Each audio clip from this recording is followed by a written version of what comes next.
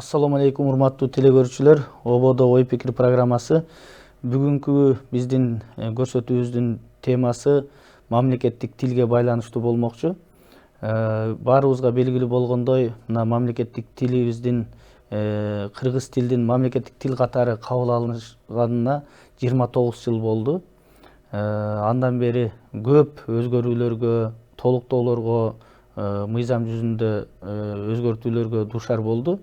Анткени менен ошо 29 жыл бою ушул президенттин алдында түзүлгөн мамлекеттик тил боюнча мамлекеттик комиссия өзүнүн ишмердигин аткарып келип атат.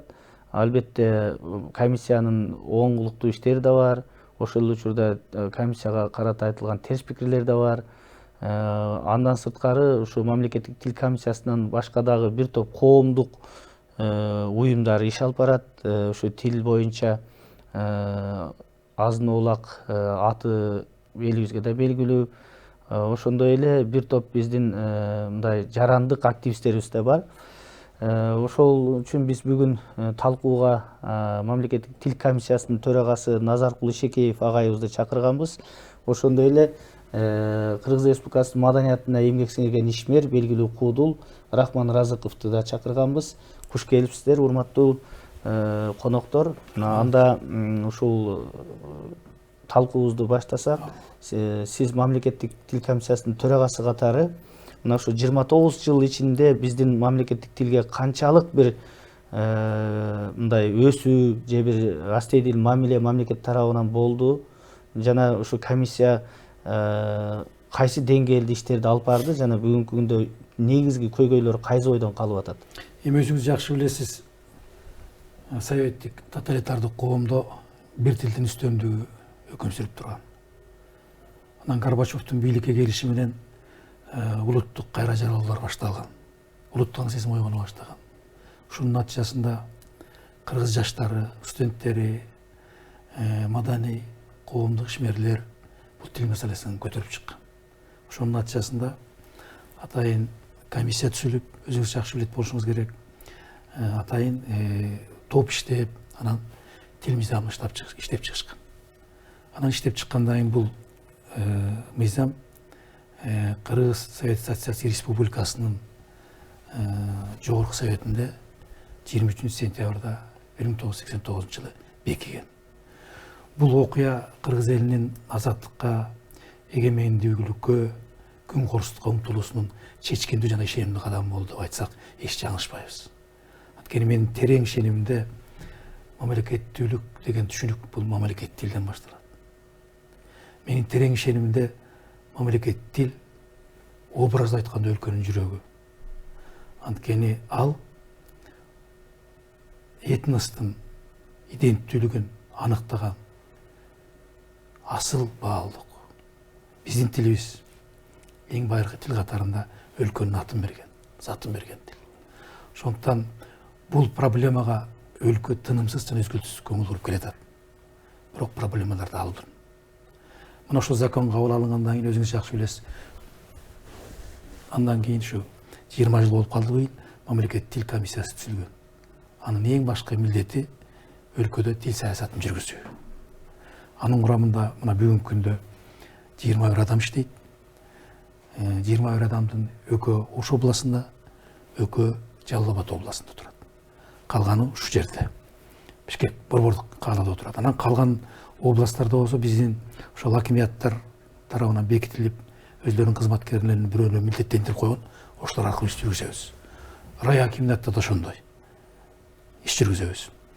Анан эми бүгүнкү күндө эң орчундуу проблема өзүңүз байкап атасыз. Бул 2017 жылы өкмөттүн 430 токтому менен мамлекеттик муниципалдык кызматтарда иштеген адамдардын билим деңгээлин баалоонун көлөмү жана жобосу бекитилген. Ошол жобонун негизинде биз азыр президенттикке талапкерлерден сынак алганбыз. Андан кийин ноябрь айында 17 жылы өкмөттүн дагы бир токтому жарык көргөн 757. Ал жана эл аралык стандартка ылайык кыргыз тил системасы өндүрүшкө кирди. Ошол аркылуу мамлекеттик кызмат иштеген адамдардын билимин объективдүү баалоого багытталган система, эл аралык система ошондой. Биз баягы билим берүүнү акырындык менен ошол стандартка өткөрүшүбүз керек болуп атат. Бул проблема ойдон турат. Бирок өкмөттүн токтомуна ылайык 2003-жылы 5 айдын ичинде 27.767 мамлекеттик кызматкер баамдоо сынагынан өтүп атышат. Процесс жүрүп атат азыр. 60%га жакын өтүп бүттү. Ал эми анын юридикалык күчкө ээ болушу 2019-жылдын 1-январынан башталат. 1-январынан баштап 19-жылы биздин мамлекет жана муниципалдык кызматкерлерибиз А2 деңгээлине болуш керек. Ал эми 20-жылы В1 деңгээлине болуш керек. 21-жылы В2 деңгээлине болуш керек. Анткени биз ушу буга үчүн бардык. Себеби бул мамлекеттик муниципалдык кызматтагы иш кагаздары дээрлик орус тилинде жүрүп атат. Өткөн жылы министрликтердин баарын мониторинг жасадык. Ошондо министрликтерде иш кагаздардын жүрүшү 20%-ның гана тегерегинде. Караңыз, абдан чоң проблема турат. Андан кийин биз агенттиктерди, комитеттерди, мамлекеттик кызматтарды, фонддорду баарын мониторинг жасадык. Алардын да картинасы ушунун алкагында. Ошондуктан биз жанакындай логикалык, эволюциялык жолду тандап алып, ушул жанакы стандартты киргизип атабыз. Андан тышкары эми чоң проблема Нурлан, бул биздин мамлекет тил мыйзамы менен башка мыйзамдардын ортосунда шайкештик жок экен. Ошого киришип атабыз. Анын эң чоң проблема бизде азыр бала бакча маселеси турат. Ал жөнүндө дагы ыңгайлуу суроолор. Эми Рахман мырза, сизди бүгүн студиябызга чакырганыбыздын эң башкы себеби дагы ушул. Сиз көп жылдан бери ушул сахнада кыргыз тилине болгон мамиле, кыргыз тилинин баалуулуктары, кемчиликтери боюнча дайым такай айтып келесиз да, сатира аралаштырып да айтасыз, чыныгы мекенчилдик сезим менен ырларды да жазып жүрөсүз. Ушу сиздин көз карашыңызда биздин кыргыз тилинин бүгүнкү абалы кандай? Саламатсыздарбы. Нурлан, мен көп эле мамлекеттин ичинде кандай иш жасалып атканын, кандай мониторингдер өтүп атканын, кызматкерлер кандай деңгээлде сынактарды тапшырып атканын аралашкан эмесмин. Себеби мен мамлекеттик кызматта иштебеген кишимин да. Бирок тил бул өтө чоң бир маселе болду да. Мен азыр 20 жыл кыргыз тилин ушул иштеп аткан болсо, президенттин астындагы комитетпи, комиссия. Мен бир ой пайда болду да. 20 жыл мурда биздин кыргыз тилибиздин деңгээли жакшы беле, же азыр жакшыбы? Менимче 20 жыл мурда жакшыраак сүйлөйт эле. Кыргыз тилин сабаттуулугу, сабаттуураак сүйлөйт эле, тазараак сүйлөйт эле да. Азыр мындай комиссия иштеп атат, аябай чоң иштерди, чаралар өтүп атат, канча бир акчалар каралып атат, бирок адан жакшы болуп кетпей аткандай да. Жакшы болуп кетпей аткандай. Мен сатирада дайыма чагылдырганга аракет кылып келем. Мисалы үчүн баягы президенттер кыргыз тилинен мыйзам тапшыруу керек дегенде мен бир топ жыл мурун куудулдар да кыргыз тилинен экзамен тапшырбасак болбойт экен. Себеби дегенде биз Лейликте концерт коебуз, там Көлдө коебуз, Нарында, Таласта дегендей ар бир элдин өзүнчө бир мындай өзгөчөлүгү бар. Тил өзгөчөлүгү бар. Диалект бар. Ошого сатираны түшүнбөй калышы мүмкүн деп туруп бир мындай тапшырманы бергем. Мында пишекти пайшак менен сайып өлтүрүп лингага салып бургап жиберди. Бул эмне депчи. Десем, бул кыргыз тилиби дейт. Кыргыз тили. Лейлекте ушундай сүйлөйт. Буну эмнеге койгонбуз? Бул ошол күлкү эми элди сүйлөй деп айта албайсың. Бир четинен тажик тили менен жакын жашаган үчүн аралаштырып сүйлөп көнүп калган. Мисалы үчүн таластыктар Казакстанга жакын аралаш, кара суулуктар Өзбекстанга жакын аралаш болуп сүйлөп калгандагы ошого тартылып кете берет да. Анан мамлекеттик тил бул кандай деңгээлде сакталып калышы мүмкүн? Менин оюмча мындай кылыш керек эле да. Ошол 20 жыл мурун эгерде мындай бир мыйзам киргизсек, мамлекеттик тилде таза сүйлөп, таза жаза албаган жаран мамлекеттик кызматта иштебесин деп койсок, мисалы үчүн 20 жыл мурун. Ошо 20 жыл мурун төрөлгөн балдарды үйүндө эле ата энеси ой сен ертең кызматка барып иштешиң керек, мынау тилди жакшыраак үйрөн деп бала бакчадан баштап үйрөтүп, бүгүн 20 чыккан балдар кыздарыбыз таптаза мамлекеттик тилде сүйлөгөн кыргыздар болуп калмак. Мисал үчүн да. Ал эми бала бакчадан баштап жанагындай англис, орус, башка бир тилдерде окуп чоңоюп келген балдарды кийин канча бир акчалар менен, кандай бир программалар менен аны кайра кыргыз кылып жасоо менимче кыйын да. Абдан туура айтасыз. Менимче ушундай бир мамиле кылса кандай болот? Туура, мен сөзүңүзгө кошулам. Жана сиз мамлекеттик кызматкерлерди экзамен өткөрүү, анан жыл-жылга бөлгөн этаптарды айтып атпайсыз. Бирок ушул нерсенин бардыгына мына кечеги Бишкек шаарынын мэрин шайлоодо азыркы мэр Азиз Суракматовдун мэр болуп кандидатурасын талапкерлигин коюшуна ошол кыргыз тестин комиссия тил боюнча ошол мамлекеттик тилди билет деп тыянак чыгарган үчүн талапкерлигин кое алды да. Эгерде кыргыз тест туура баалап кыргыз тилин билбейт десе кое бейт эле. Мына ушуга мисалы үчүн кыргыз элинин бардыгы нааразы болду. Ушундай комиссиянын кереги барбы жокпу? Кайда каяктар отурат? Эми ооруп койгон одоно каталарды кетирген кыргыз тилин билбеген адам мэрликке койду да. Бүгүн анын кесепетин көрүп атабыз. Кыргыз элине шылдың болуп атат бүгүнкү күндө ар бир сөзү. Мына ушул жерде силердин өтө чоң кемчилигиңер байкалды. Ошого эмнеге силер мындай катуу чырылдап чыгып болбойт деп айтпадыңар? Бир нерсени айтып коеюн, сиздин сөзүңүз улайын деп атам. Сиз абдан туура маселе көтөрүп атасыз. Ушу тилди оңой турган эң башкы булак бул эне мектеби да. Үй бүлө институту аябай жакшы иштеш керек. Үй бүлөдө эне мектебинде улуттук баалуулуктар үстөмдүк кылып туруш керек. Ошол жерден бала азыктаныш керек. Ошол жерден бүт улуттук баалуулуктарды алып чыгыш керек. Ансыз болбойт, анткени эне тил эненин сүтү менен келет. Кандай дейсиз? Бул табияттын бир керемет нерсеси. Сиз абдан туура коюп атасыз. Жанакыл мамлекеттик кызматка келбей тургандар, келе тургандардын баардыгы ушундай сызган чыгарып койсок болмок экен деп. Абдан туура маселе көтөрүп атасыз. Бирок мындай бир нерсени ошону багыт алып, биз жанакы эл аралык стандартка жанакылар киргизип атабыз да. Ушул иштеп кетер экен, ушундан бир жыйынтык болор экен деген ишенич аябай менде чоң. Сиз өзүңүз билесиз, бул биздин кыргыз коому аябай татаал коом экен да. Биз баягы мурунку мурастардан кутула албай атабыз. Анан биздин ата-энелердин көпчүлүгү балдарын орусча окутуп коюптур.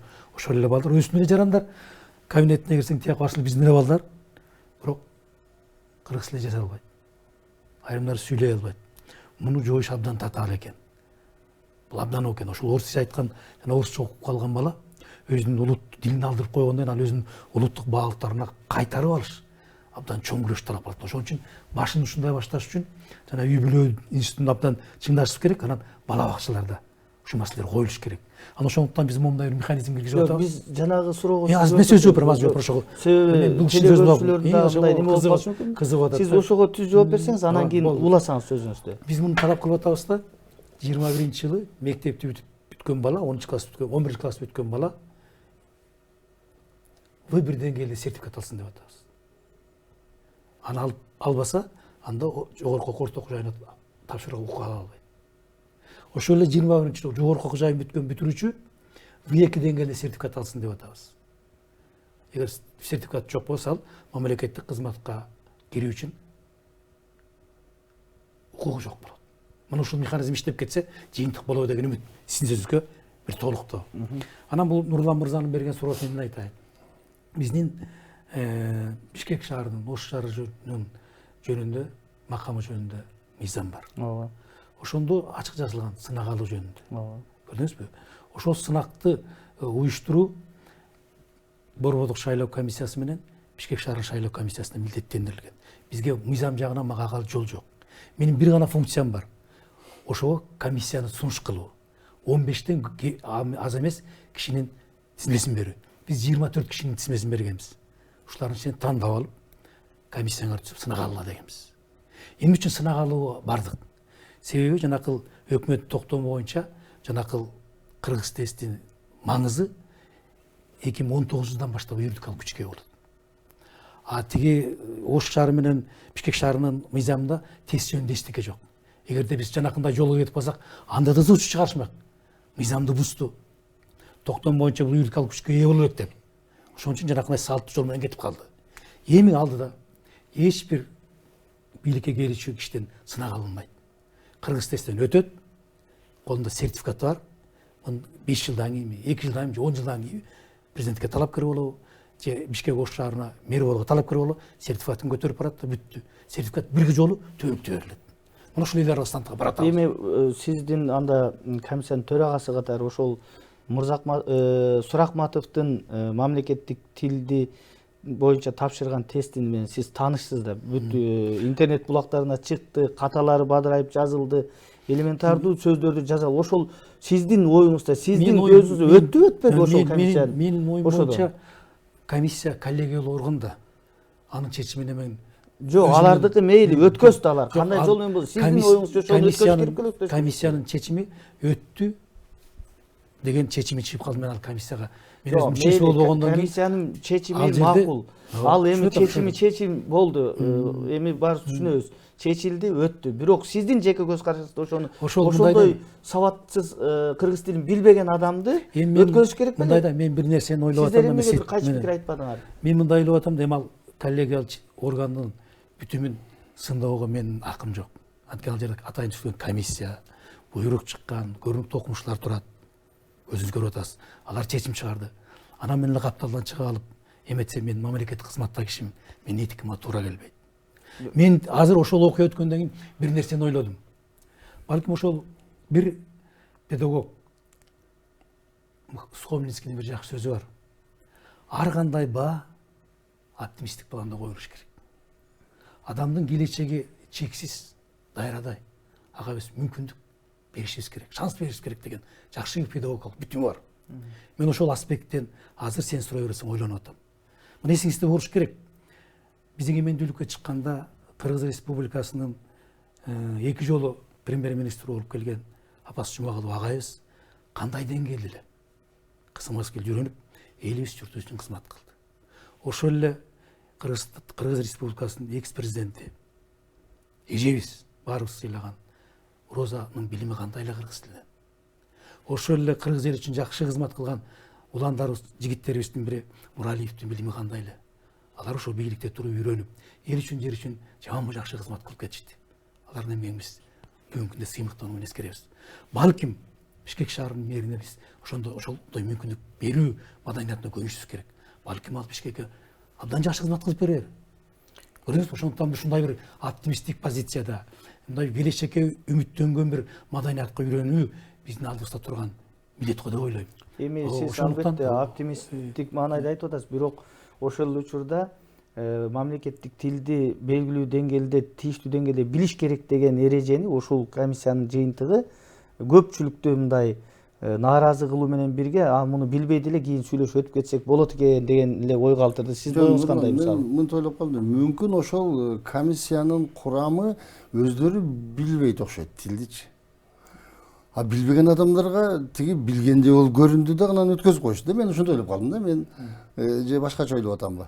Себеби бул чын өтө, мен эл ичинде жүргөн кишимин да, өтө чоң бир талкууну жаратты да. Мен бул жөнүндө интервью да койдум. Мен ар кандай мындай окуяларды жөн калтырбайм. Мен аны сөзсүз көрүп, сөзсүз сактан калып чыгам. Кудулдарды дагы ошол тил комиссиясынан өткөзө турган болдум. Кудул сурап атат, мен өтсөм ким болом? Өтсөң кудул болосуң. Өтпөй калсамчы? Өтпөй калсаң мэр болосуң. Бул экөөнүн ортосундагы чоң бир мындай салыштырмалуулук бар да. Бул тилди мындай да, мен мынтип ойлойм, Нурлан. Мен Казакстанга кайсы бир жылы тил майрамына барып калдым да. Астана шаарында. Ошондо президент Назарбаевдин тил жөнүндө айткан мындай сөзүн уктум. Казак тили Казакстанда 3 тилдин бирөөсү эмес деди. Казак тили Казакстанда 2 тилдин да бирөөсү эмес. Казак тили Казакстанда бир гана тил, бул мамлекеттик тил. Ошол тилде Казакстанда жашаган бардык жарандар сүйлөөгө милдеттүү деди. Мен угуп таң калдым да, бул кандай айтылган, туура айтылган сөз, тилге болгон мамиле. Анан мен Назарбаевдин көп мамлекеттерде сүйлөгөндө, казакча сүйлөгөндү угуп калам да. Биздин президенттер ушул башка жака барганда да орусча сүйлөйт да, эмнегедир экенин түшүнбөйм. Баягы жылы экс президент Атамбаев Кытайга барганда мен ошондо Пекинде болчумун. Ошондо орусча сүйлөдү да. Кытайлык кыргыздар ушул жерде тургандар ыйлагандай болушту да. Эми орусча сүйлөсө деле кытайчага которду да. Анан көрө кыргызча сүйлөсө, мына биздин тилибиз Пекинде сүйлөнүп атат деп кандай сыймыктанат элек. Дегеним бизге билинбеген менен башка мамлекетте жашаган кичинекей эл үчүн бул өтө чоң бир сыймык болот экен да. Ошон үчүн жана бул элден элге байланыштуу тилдин кандай болушу дегенде мурда менимче бул бийликке байланыштуу. Бийлик жактагылар эгер ушу шырылдатып таза сүйлөп турса, парламенттеги талкуулар мисалы үчүн. Азыр сиз айтып атасыз, ал комиссия чечим кабыл алды. Бизде Нурлан мамлекетибиз өзү ошондой да. Парламент чечим кабыл алды, жалпы чечим кабыл алган эч ким жооп бербейт. Коллегиальный чечим болду. Анан мен ошол жерде отурган элем, анан эмне кылайын болду да. Эч кимден таппайбыз да, ким туура кабыл алдыбы, туура эмес кабыл алдыбы. Ошон үчүн тилге менимче мамилени бир катуураак. Эми абдан туура айтасыз. Бул тил маселесин чечүүнүн эки жолу бар да.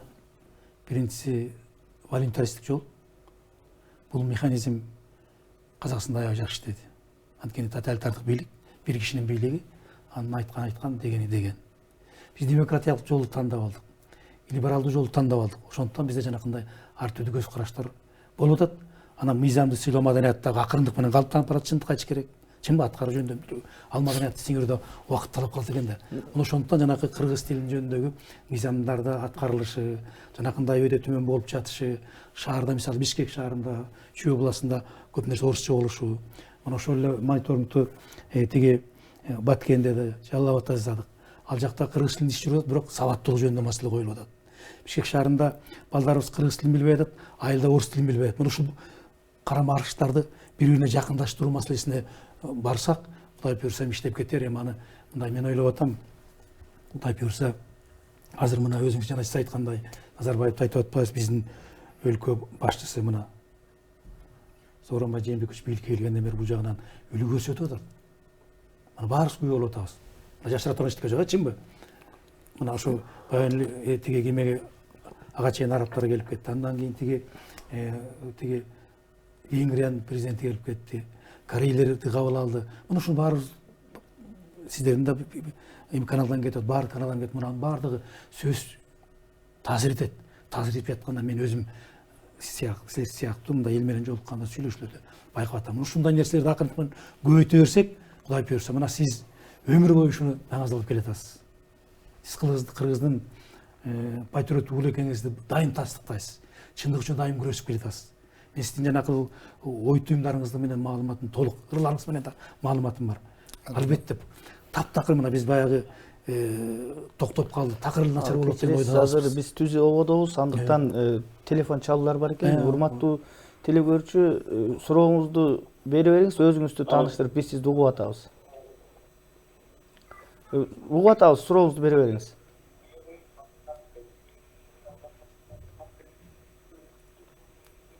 Техникалык мүмкүнчүлүктөр болуп атат окшойт. Кайра кайталаса. Эми мен айтайын дегеним мындай, Назаркул агай, мен сизди аябай сыйлайм. Себеби дегенде сиз абдан мыкты педагогсуз. Мен сизди мурдатан тааныйм, билем, эмгектериңизди, мына 6 класстар үчүн жазган китебиңизди окуу курал катары менин үйүмдө, мен 6 класста окуган кызым колунда бар, мен карайм. Абдан мындай биз сыйлаган окумуштуусуз да. Айрыкча кыргыз тили боюнча. Анан мен каалайт элем ушу сиз ушунда мындай активдүүрөөк эле, коркпой эле кыйкырып чыксаңыз депчи, туура эместүү туура эмес деп. Себеби дегенде бу да сиздин кадыр баркыңызга доо кетирип коет да. Себеби сиз мыкты окумуштуусуз, тилге күйгөн мекенчил инсансыз да. Бирок комиссиянын жетекчиси катары бир аз мындай этияттуураак болуп атат окшойсуз да. Мен бир нерсени айтайын, мына мен маданият маалымат министри болуп иштеп атканымда өкмөттө өзүңүз билесиз, баягы макулдашуу баракчалары болот да. Ошого кол коюуну өкмөттүн отурумун күтпөй эле баардык министрликтерге жөнөтүшөт. жөнөтүп демилгечил министрлик анан баардык министрлерге өкмөт мүчөсү катары кол койдурат. Анан ошол кагаздар келгенде мен орусча келчү, мен орусчасына кол койбой койчумун да. Анан кол койбой койгондо аябай суранышчу да. Бул өтө зарыл эле, кийинки өкмөттүн отурумуна чейин кабыл албасак болбойт. Сиз кол коюп бербесеңиз, мен айттым, жок, мага кыргызча жазып келгиле. Кыргызча мен анан кол коем. Десем, анан алар барып ошол демилгечи министрге айтат да барып. Маданият маалымат министри Нурлан Шакиев кол койбой атат, орусча экен деп. Десе анан ал мага чыгат. Урматтуу Нурлан мырза, эми сизден сураныч, ушунуга кол коюп койсоңуз, пожалуйста, кийинкисинде кыргызча. Мен айтам, жок дегенде пожалуйста деп, кыргызча суранбайсызбы депчи. Уят да депчи. Ушу кыргызча койбойсуңарбы, кыргызча жазбайсыңарбы деп. Анан кийин 2-3 жолу ошондой кайталангандан кийин мага дайым кыргызча келе баштады да. Бул бир. Анан кийин ошондо Алиясбек Алымкулов деген жаштар министри бар эле, кийин мага айтты. Нурлан мырза, сиз ушул жагын катырат экенсиз. Мен сизден кийин мен да ушундайга өттүм депчи. Мына ар бирибиз ошондой мамиле кылсак эле кыргызчаланат булчу. Анан ошо министрликте дагы мен келгенде бардыгына талап койгом. Баарын кыргызча билишиң керек. Кыргызча билбесең, ачык эле айтып коеюн. Иштеш кыйын болот деп эле айтканмын. Талап кылганмын. Орус тилдүүлөр кыргызчага аракет кылышкан. Эми ошондой эрк керек да бугачы. Шылтоо, мисалы үчүн, жана Рахман мырзанын бир нерсесин айтайын да. Эгерде сиз айтып атпайсызбы, жана 20 жыл мурун комиссия түзүлөктө мыкты сүйлөйт эле, комиссия түзүлгөндөн бузулуп кетип атат. Тескерисинче мен айтат элем, эгер комиссия болбосо, мындан да жаман бузулуп кетмек. Ошону комиссия бакырчак төрөнүн баары жакшы дегенде жаманбы, жакшыбы айтып деп ушулар кичине кармап турушат. Ошондой эле. Нурлан, мен башка бир нерсени сурайын деп атам да. Болуп тур, эми үйрөтүү узак убакыттар талап кылат экен. Бизде Кыргызстанда ушундай бир кандай десем, бир кабыл алынып калган нерсе бар да, убакыт берейлик дегенчи. Биз ажоого да убакыт берейлик дейбиз, министр иштей албаса деле убакыт берейлик, анан карап турабыз, үйрөнөт, мында үйрөнүп кетет. Үйрөнгөндөрдү эле алып барбайлы, апарып отургузуп алып үйрөтпөйчү. Туура. Ошондо үйрөнгөн, такылдаган тилинен жөнүнө кыргыз тили ушундай булактай улагып турган канча балдарыбыз жүрөт, аларды апарбайбыз дагы, алып барып отургузуп алып анан үйрөтөбүз.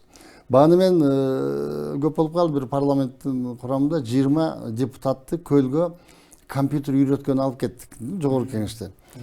Мен күлдүм да, ал үйрөнгөндөрдү албайсыңарбы андан көрө, алып барып компьютер үйрөтпөй. Анан ошол жылы бир кызык болгон.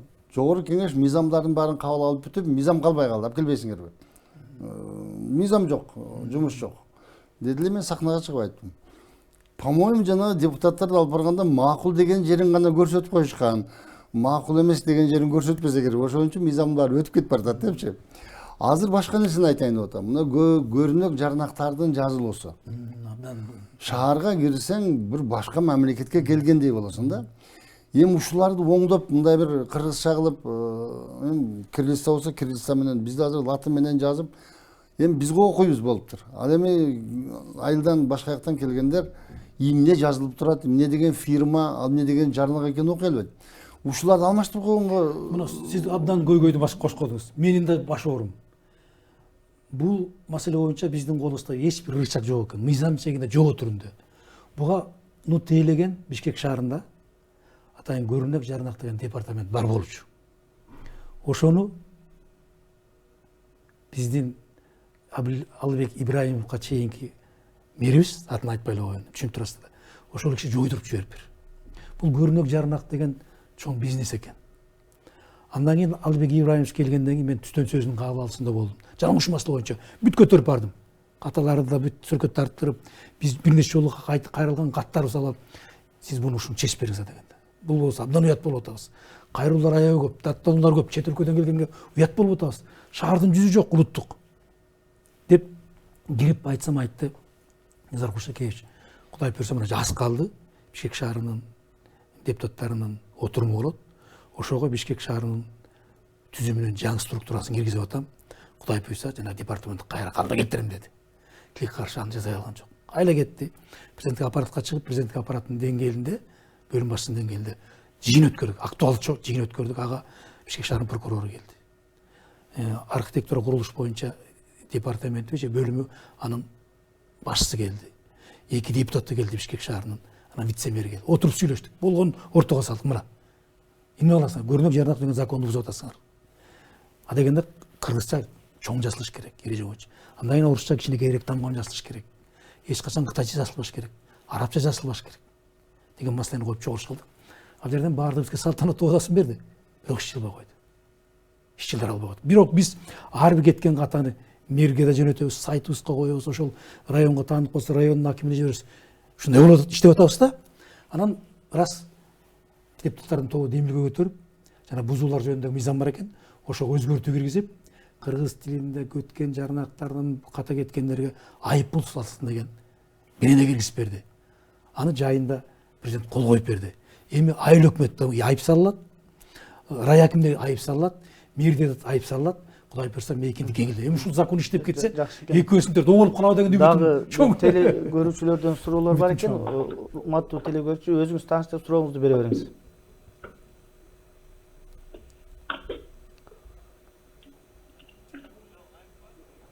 Сурооңузду бере бериңиз, өзүңүз тааныштырып. Биз угуп атабыз сизди. Алло, саламатсыздарбы? Саламатчылык. Мен Гүлшакан Жунушовамын. Мен жакында троллейбус автобустарга түшүп калдым. Ошондо аялдамаларга келгенде орус кыргызча берип атат. Аярлама деп берип атышат. Биз мурунку убакта аялдамага көнүп калдык элек. Аялдама эле кыргызчасы туурабы?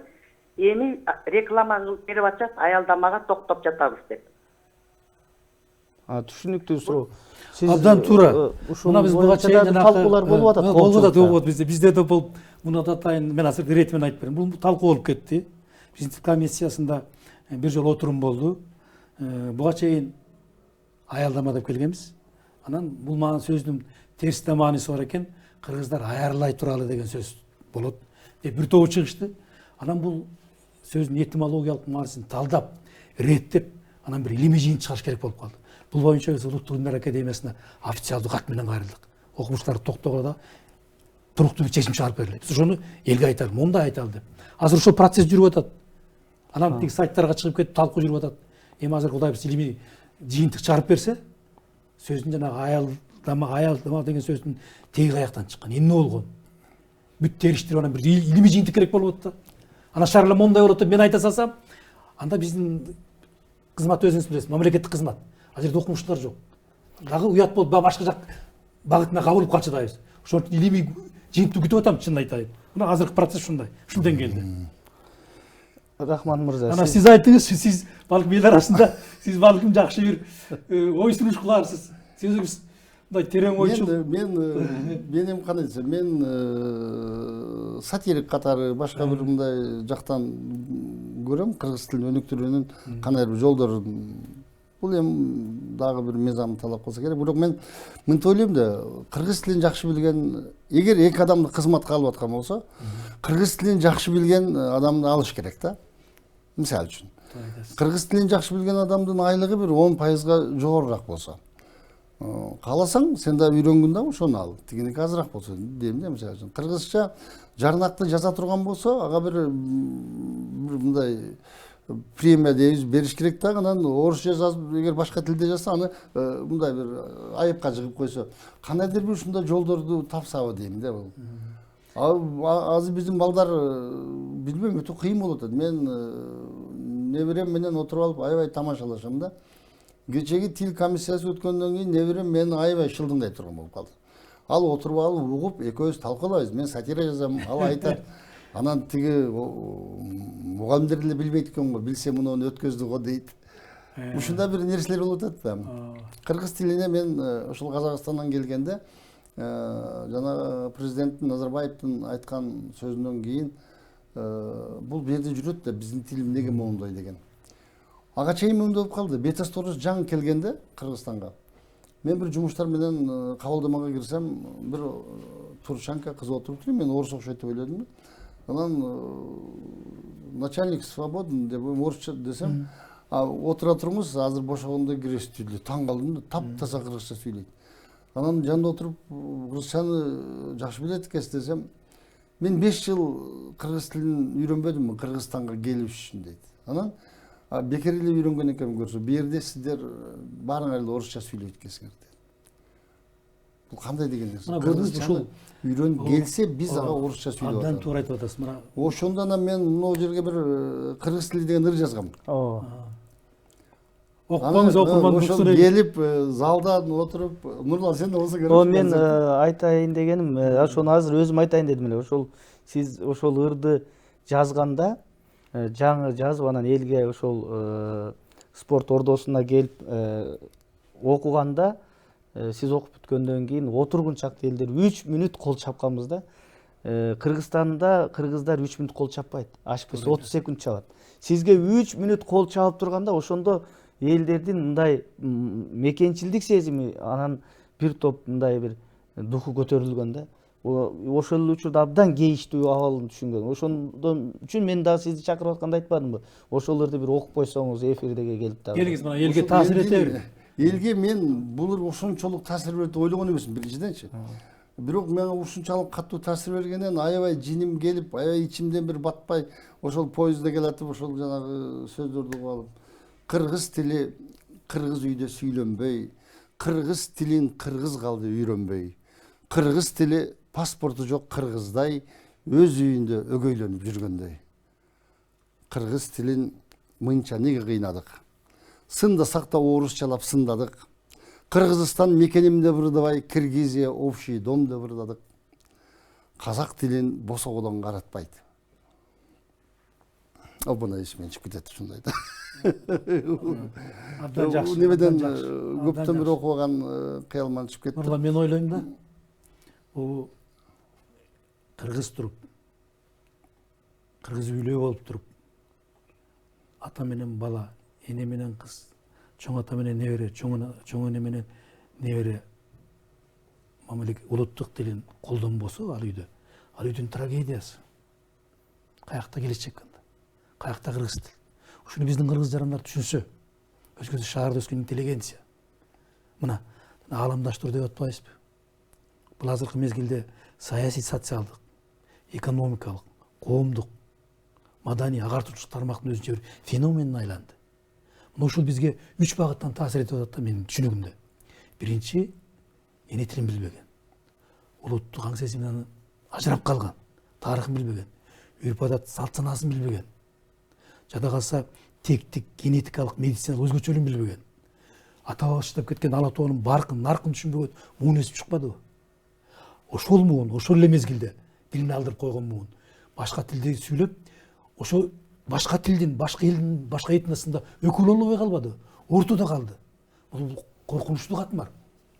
Ушул катмар менен үй бүлөдөн баштап, бала бакчадан баштап, мектептен баштап коомчулук аябай иштешибиз керек. Мына сиз аябай иштеп атасыз. Мына ушуларга таасир этип аткан болуш керек. Эгерде сиздин чыгармачылык дүйнөңүздү, сактадык аткарууларыңызды, же концерттериңизге катышып мынакай намыстуу болуп койгон, жан дүйнөгө бүлүк салган ырларды айтып атасыз. Караңызчы. Сиз кандай кызмат кылып атасыз? Назаркул агай, мен айтат элем да, сиз айтып атпайсызбы жанагы интеллигенция жөнүндөчү. Мен балким көпчүлүк айрым эле деп айтайын, интеллигенциямын деп өзүн эсептеген, интеллигенциянын өкүлүмүн деген адамдардан айрымдарынан кечирим сурайм, бирок көпчүлүгүнө мен сын көз караш менен карайм. Себеп дегенде, ошол сиз айтып аткан интеллигенция деп айтып аткандардын көпчүлүгү, дээрлик көпчүлүгү тилекке каршы үйүндө орусча сүйлөшөт. Балдары мама папа дейт. Мен көп эле мындай филология илиминин докторлорунун балдарын көрдүм, папа мама деген. Мен өзүнө да айттым. Уят, сиз филология илимдеринин доктору болсоңуз, сизди папа дейт экен. Бул сизге оор тийбейби? Сиз кантип анан башка адамдарга, кыргыздарга кыргызча сүйлөгүлө деп, же кыргызча жазуунун эрежелерин туура деп айтасыз деп, уят деп сизге. Мына бул деген себеби тилекке каршы ошондой бүгүнкү күндө моюнга алышыбыз керек. Анан сиз жана айтып атпайсызбы, мен мамлекеттик кызматты корголбаш керек. Мамлекеттик кызмат тескерисинче абдан чоң макамыңыз бар. Ошолорду кемчиликтерин көзүнө сайып айтканга, эгерде биз өзүбүздөн баштабасак болбойт. Биз айтып атпайбызбы, мен мына ошол Курманбек Бакиевдин убагында президенттин маалымат катчысы болгон, басма сөз катчысы. Мына бүгүн ошол кездеги басма сөз кызматы жетекчиси Досуралы Эсеналиев аппарат жетекчиси болуп отурбайбы бүгүн президенттин. Мен ошол убактагы администрациянын жетекчиси мага 2 адамды жумушка алуу боюнча мага сунуш берди басма сөз кызматына. Ошондо Досалы Эсеналиев басма сөз кызматынын жетекчиси болчу. Мен маалымат катчысы катары буларды куратор, буларды мен тестке өчүрдүм да. Анан Досалы Эсеналиев мага 2 кандидатураны алып келди, 2 талапкерди. Мына ушул жерге администрация жетекчиси сунуш берип атат, но экөөнү ишке алгыла деп деди. Көрсөтмө берип атат деди. Анан мен Досалы мырза дедим, алып келиңизчи экөөнү мен көрөйүн дедим. Экөө тең башка улуттун өкүлдөрү болчу. Кыргыз эместер болчу. Анан мен отургузуп сурадым. Кыргызча жаза аласыңарбы десем, жаза албайбыз деди. Кыргызча сүйлөй аласыңарбы десем, сүйлөй албайбыз деди. Мен айттым, анда экөөң тең жумушка албайм дедим. Мен Досалы мырзага айттым, албайбыз дедим. Себеби кыргыз тилин билбеген адамды кантип биз жумушка алабыз президенттин администрациясына деп мен баш тарттым. Анан администрация жетекчиси бул боюнча мага аябай катуу тийди. Эмнеге сиз ушундай маселе коесуз? Мен айттым, бул маселени мен керек болсо коомчулукка да алып чыгамын. Анан президентке айтыптыр, ушинтип маселе болуп атат. Президент мени чакырды. Эмнеге администрация жетекчисинин сунушун четке кактың деп. Мен түшүндүрүп бердим. Эгер кыргызча билбесе, сүйлөй албаса, жаза албаса, мен эмнеге жумушка алышым керек? Мен ага мекенчилдик сезимим эмес, мыйзам жол бербейт. Мен мыйзамды карап атам бул жерде керек болсо. Десем туура түшүндү. Болду деди. Мына ошентип айтып десе, бүгүнкү мамлекет башчысы абдан мекенчил. Но орусча сүйлөгөн, кыргызча билбегендерге чараны өзү баштап көрөт эле. Ошону силер мына өкмөттүн жыйынына катышышыңыз керек. Өкмөттүн жыйынында орусча сүйлөгөн министрлерге сиз эскертүү беришиңиз керек. Президентке айтышыңыз керек. Парламенттен сөз сурап сүйлөсөңүз болот. Бардык жерде сиз эле чырылдап турсаңызчы. Мына баягы Камбаралы Бобулов деген аксакалды баарыбыз билебиз го, кыргыз тилинде кандай күйөт. Ошондой күйгүлө. Ошол жерде айлык төлөнүп атат, акча аздыр көптүр. Эң башкысы сиз мамлекеттик комиссиянын төрагасы деген өтө чоң кызмат орду. Сиз тил боюнча келгенде президенттен кийинки адамсыз.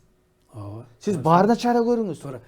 Абдан туура айтып атасыз. Эми бул маселелер боюнча биз жана мониторингтарды чыгарбадыкпы? Ар бир мекемеге, министрликке мониторинг чыгаргандан кийин биз ошол мекеменин справканы тааныштырып, министрди отургузуп алып, же орун басарын, же статс секретарын отуруп алып, ар бир мекемени иштешип атабыз.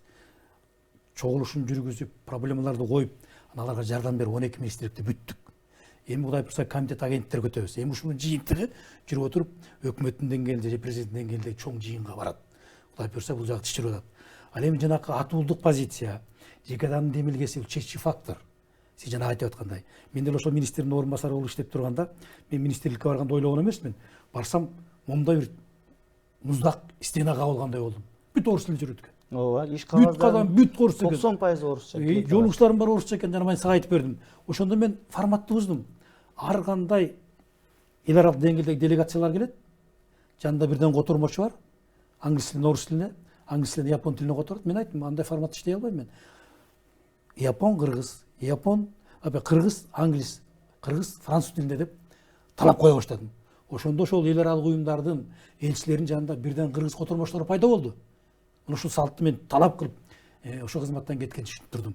Ошон үчүн ар бир жетекчи бул маселени түшүнүп, сезип, баалап, анын улуттук баалыктарды биринчи планга алып чыгыш керек. Мына ушул сиз да айтып атасыз, мен да айтып атам.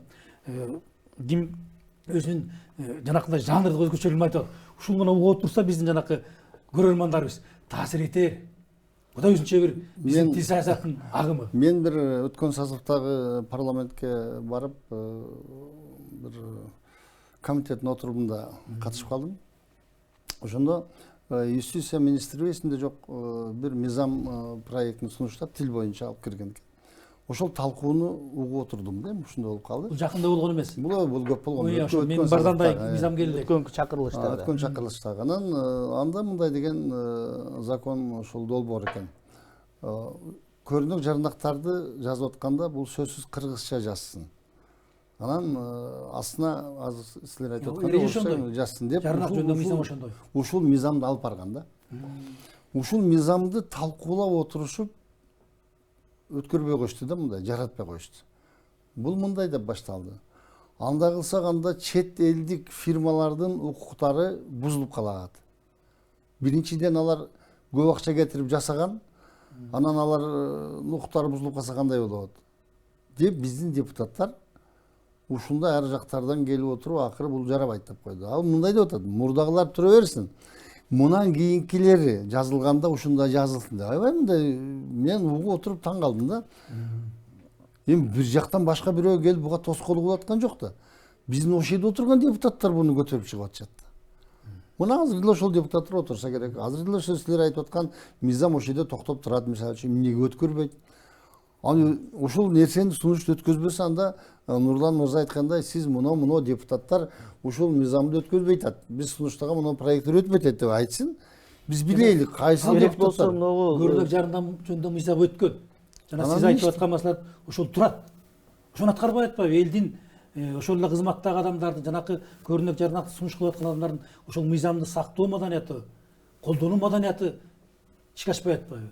А балким атайлап ишке ашпай атат. Бул убакыт талап кылат экен. Мен өзүм башыман өткөрүп атам бул маселени. Ал мыйзам бекиген. Бул керек болсо биз мынау кыргыз тилине бир да тил учкашпаш керек. Биздин мынау расмий тил, анан мамлекеттик тил деп бөлгөнүбүздүн өзү ката болгон. Аябай чоң ката болгон. Бул кайгы. Орусча айтканда кыргыздын трагедиясы. Бул трагедия, кайгы. Бизде бир гана тил болуш керек болчу. Кыргыз тили бүттү. Биз мына ушинтип кошомат кылабыз деп, андан эч кандай башкалардын бир нерсени бизге өзгөрүп кеткен жок мамилеси. 10 жылдагы конституцияны алмаштырганда жанакы расмий тил жөнүндө мыйзамды алып жөнүндө элдик демилге болгон. Ооба. Бирок мыйзамды карагандар тиңдеп бекитип салышпады. Бирок ушул бул ар качандан кеч эмес, канчалык бул эртерээк алынса ошончолук жакшы да. Кыргыз тилинин бактысын ачпай аткандын бири да ушул. Мен кечиресиздер расмий тилде сүйлөйт элем. Эне тилимде, мамлекеттик тилде оюмду жеткире албайм деп туруп, дароо расмий тилге өтүп кетип атышпайбы? Шылтоо болуп атат. Ошон үчүн расмий тил дегенди жоюш керек. Мамлекеттик тил, кыргыз тили бир эле учурда расмий тил, бир эле учурда мамлекеттик тил болуш керек. Башка тил. Мына ушул эң туура маселе. Кыргыз тили бул мамлекеттик тилди мына 20 жылдан бери канча аракет кылып атабыз, мынандай ар кандай этаптарды басып өтүп атабыз деп атасыздар. Ушунун баарынын кереги жок болот. Эгерде биз мамлекеттик тил болду, мамлекеттик тил кыргыз тили деп эле койсок, ошонун баары ордуна келип калат. Туура, анан биз уят болуп атпайбызбы? Чет элден сиз айткандай келип кыргызча сүйлөшүп атат, биз орусча жооп беребиз.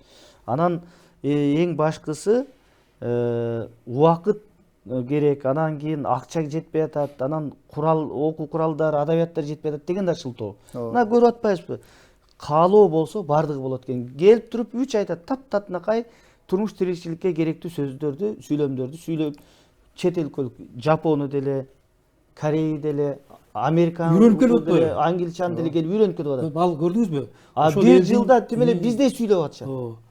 Ошон үчүн бул Кыргызстандагы жарандар, тил билбеген жарандар өзүнүн жоопкерчилиги болуш керек. Өзүнүн улуттук аң сезими болуш керек. Мен өзүм менин тилим, уят, кой деп. Ушундай бир деңгээлге чыгыш керек. Аны сиздер жазгыла, ачык эле Кыргызстанда кыргыздар баягы кыргыз тилин билбеген уят эмес. Жок, кечиресиз. Орус тилин билбеген уят эмес, кыргыз тилин билбеген уят деп жазыш керек. Азыр мына кыргыз тили азыр эч кандай коргоого муктаж эмес. Азыр колдонууга муктаж болуп атат. Ошол мейкиндикти биз толукташыбыз керек. Ошон үчүн жанакындай аракеттер жүрүп атат. Кудай буйрса мына бүгүн сиздер менен чогуу чыгып аткан канчалык таасир тийип атат эгер көрүп аткан адамдарга. Сиздин жанакы чыгармаларыңыз мунун баары ошол багытка, бир эле багытта иштеп атабыз. Бирок ар кандай формада, ар кандай маңызда. Эгерде Назаркул мырза сизге ушундай бир эфир керек боло турган болсо биз дайым даярбыз. Биз сизге сиз жетектеген мамлекеттик тил комиссиясына бир жылда бир сентябрь айында деле эмес, 23 сентябрь деле эмес. Биз керек болсо биз күндө беребиз, керек болсо ай сайын беребиз. Белгиле бирге программа алып чыгайлы тил боюнча. Мына сизге дагы кандай мүмкүнчүлүк керек? Нурлан, биз жумасына 1 сааттык эфирибиз бар КТРда. Биз дайым ушул маселелерди насихаттайбыз. Маданияттан жумасына бир жолу 1 саат чыгабыз. Кимдер гана чыгып аткан жок. Көйгөйлөр, проблемалар айтылып атат. Момундай кылалы, момундай деген туруштар кетип атат. Үзгүлтүксүз. Катуу айтыш керек. Ушундай болуп атат процесс. Мына сиз жана Назарбаевдин сөзүн айтып атпайсызбы? Мен дагы Астанага бардым, Алматыга бардым, ошондо көрүп алып таң калдым. Жогорку окуу жайлардын кире беришинде жазылып турат. Казак менен казак тилинде сүйлөшүүгө милдеттүү Нурсултан Назарбаев деп жазып койгон. А биздин мектептерге жазылбайт андай. жогорку окуу жайларына жазылбайт, бала бакчаларына жазылбайт. Талапты коюш керек. Сиздер мыйзамдарды өзгөртүшүңөр керек. Ошол эле учурда мен өзүм коллегаларыма кайрылат элем. Ушу мезгилдик басма сөзгө мынакей аябай адабий тилдин нормасы деген жок, сөз айкашы деген жок, грамматикалык каталар, орфографиялык каталарды айтпай эле коелу. Ал эми жаргондун тилине чубалып, сөгүнүп, каргап, шилеп жасап атпайбы? Ушул нерсеге да силер Абдан туура айтасыз. бериш керек да эскертүүлөрдү. Ошол Бул деген эмне деген деп. Агартуучулук милдетти аткарат да мунун баардыгы. Биз ал боюнча иштеп атабыз. Иштер аябай жүрүп атат. Биз басма сөздүн ар бир редакция менен жолугушуп, бул боюнча бөлүмүбүз да бар. Көрдүңүзбү? Эң башкы нерсе ошол жарандын өзүнүн билимдүүлүгү, сабаттуулугу. Ошо сүйлөгөн сөзү менен ал өзүнүн портретин тартып атат. Көрдүңүзбү? Ошон үчүн ар бир жаран ойлонуш керек. Бул кыргыз тили улуттук комиссиянын тили эмес. Бул менин тилим эмес. Бул элдин тили. Элдин жарандык позициясы күчтүү болуш керек. Мекендик сезими жогору болуш керек. Көрдүңүзбү? Мына бүгүнкү күндө эмне үчүн балдардын орус мектептерге берип атат? Кайрат эскеринче көбөйө баштады. Анын баардыгы экономика менен байланышкан нерсе. Экономикадан талап жок, мыйзам иштебейт. Жок. Эгерде биз өлкөнүн экономикасы күчтүү болсо, эл ушул жерден жумуш менен камсыз болсо, анда балдарын өзүнүн улуттук багыттарына сугарыш үчүн мектептен илимдерге киргизип, кружокторго киргизип, анын улуттук багыттар болуу мамилесин байытмак. А бизде азыр эмне болуп атат? Эртең өлкөдө жумуш жок. Эртең Россияга кетет. Сырткы миграцияга чыгып кетет деп балдарын баарын орус мектептерге берип атат. Көрдүңүзбү? Ошон үчүн эң башкы нерсе өлкөнүн экономикасы өнүгүш керек. Эл жумуш менен камсыз кылыш керек. Тил саатын көбөйтүш керек. Ал жетишерлик бар. Жетишерлик бар ал жерде. Ал жерде процесс жүрүп атат.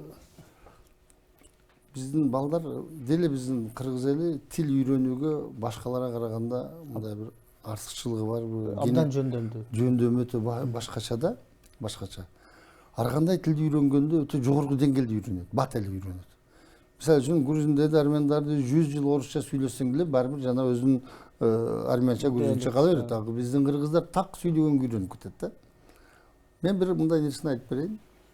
Россияда Новосибирск шаарында концерт коюп барып, ошол жерде бир мектептеги окуган кыргыз классты көрүп калдым. 100% кыргыз балдар окуйт экен.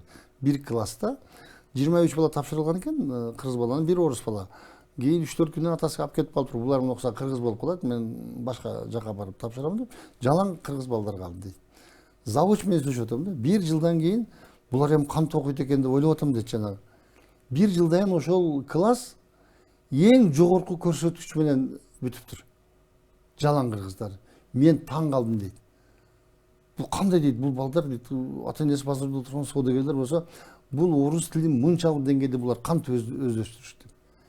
Аны мен айттым, ошо базарда отургандардын экиден дипломдору бар десем, анда биякта эмне кылып жүрөт.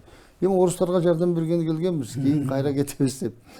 Бирок жанагы балдарды көрдүм, ушунчалык жогорку деңгээлде өздөштүргөн. Ошон үчүн бир мындай ой туулат, эгер биз ошончо башка тилди тез өздөштүрөбүз дагы, эмне үчүн кыргыз тилин өздөштүрбөйбүз деген маселе чыгат да. Урматтуу телегөрүүчүлөр, мен бир ушуну токтоп коюп, азыр кечиресиз, режиссерлор айтып атат, 30 секунд убактыбыз калды. Мен бир эле нерсени айтып коеюн.